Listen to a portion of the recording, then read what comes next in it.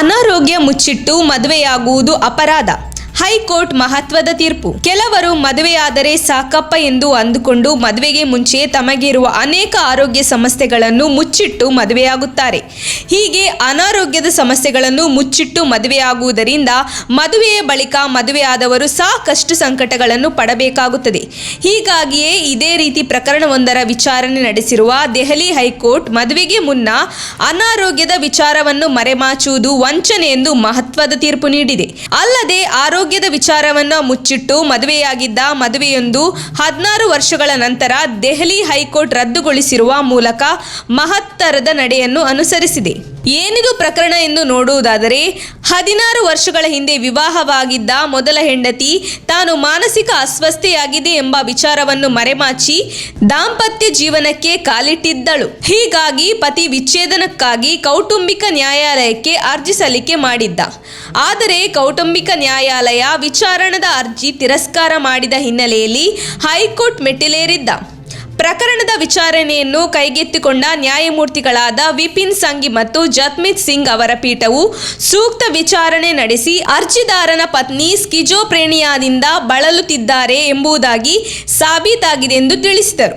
ಇನ್ನು ಮಾನಸಿಕ ಆರೋಗ್ಯ ಸಮಸ್ಯೆಯನ್ನು ಹೊಂದಿರುವ ಸಂಗಾತಿಗಳೊಂದಿಗೆ ಬದುಕುವುದು ಸುಲಭವಲ್ಲ ಮತ್ತು ಅಂತಹ ಕಾಯಿಲೆಗಳು ಸಮಸ್ಯೆಯನ್ನು ಎದುರಿಸುತ್ತಿರುವ ವ್ಯಕ್ತಿಗೆ ತಮ್ಮದೇ ಆದ ಸವಾಲುಗಳೊಂದಿಗೆ ಬರುತ್ತವೆ ಮತ್ತು ಅದಕ್ಕಿಂತ ಹೆಚ್ಚಾಗಿ ಸಂಗಾತಿಗೆ ಮದುವೆಯಲ್ಲಿನ ಸಮಸ್ಯೆಗಳ ತಿಳುವಳಿಕೆ ಮತ್ತು ಪಾಲುದಾರರ ನಡುವಿನ ಸಂವಹನದ ಅಗತ್ಯವಿದೆ.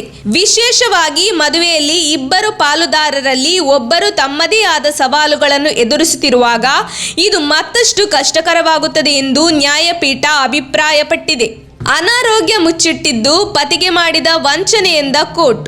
ಇನ್ನು ಇದೇ ವೇಳೆ ನ್ಯಾಯಾಲಯ 21 ಪುಟಗಳ ಆದೇಶದಲ್ಲಿ ಪತ್ನಿ ತನ್ನ ವಿವಾಹದ ಮೊದಲು ತನಗೆ ಇದ್ದ ಮಾನಸಿಕ ಅಸ್ವಸ್ಥತೆಯನ್ನು ಮುಚ್ಚಿಟ್ಟು ಪತಿಯೊಂದಿಗೆ ವಿವಾಹವಾಗಿರುವುದು ಆತನಿಗೆ ಮಾಡಿದ ವಂಚನೆಯಾಗಿದೆ ಎಂದು ನ್ಯಾಯಾಲಯವು ಅಭಿಪ್ರಾಯಪಟ್ಟಿದೆ. ವೈದ್ಯಕೀಯ ಪರೀಕ್ಷೆಗೆ ಒಳಗಾಗಲು ನಿರಾಕರಿಸಿದ ಪತ್ನಿ. ಇನ್ನು ಕೋರ್ಟ್ ಆದೇಶದಂತೆ ವೈದ್ಯಕೀಯ ತಜ್ಞರು ಮಂಡಳಿಯಿಂದ ಪತ್ನಿಯ ವೈದ್ಯಕೀಯ ಪರೀಕ್ಷೆಗೆ ಒಳಗಾಗುವಂತೆ ಸೂಚಿಸಿದಾಗ ಅದನ್ನು ನಿರಾಕರಿಸಿದ್ದಾಳೆ. ಹೀಗಾಗಿ ಆಕೆಯು ವೈದ್ಯಕೀಯ ತಪಾಸಣೆಗೆ ಒಳಗಾಗಲು ನಿರಾಕರಣೆ ಮಾಡಿದ್ದು ಆಕೆಯ ಮಾನಸಿಕ ಅಸ್ವಸ್ಥನ ಸಾಬೀತುಪಡಿಸುತ್ತಿದೆ. ಅವರು ವೈದ್ಯಕೀಯ ಪರೀಕ್ಷೆಗೆ ಎದುರಾಗಲು ಸಿದ್ಧರಿಲ್ಲ ಎಂಬ ತೀರ್ಮಾನಕ್ಕೆ ಬರಲು ಸಾಧ್ಯವಾಗಿದೆ ಎಂದು ಕೋರ್ಟ್ ಹೇಳಿದೆ.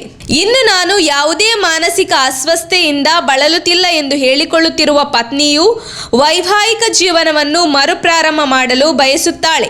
ಆದರೆ ಆಕೆ ವೈದ್ಯಕೀಯ ಪರೀಕ್ಷೆಗೆ ಒಳಗಾಗದೇ ಇರುವುದು ಆಕೆಯ ಪತಿಗೆ ಮಾಡುತ್ತಿರುವ ವಂಚನೆ ಎಂದು ಕೋರ್ಟ್ ಅಭಿಪ್ರಾಯಪಟ್ಟಿದೆ.